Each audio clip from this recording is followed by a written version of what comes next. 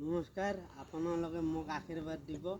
মই যাতে এদিনত আন এদিন আগন্তুক দিনত মই যাতে এজন আপোনালোকৰ আশীৰ্বাদত মানুহ হ'ব পাৰোঁ।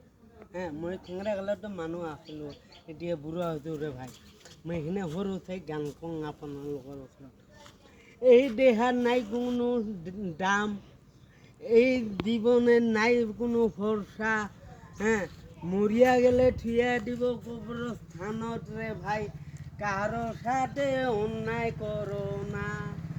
আরে ভাই কারে সাথে বেইমান করো না।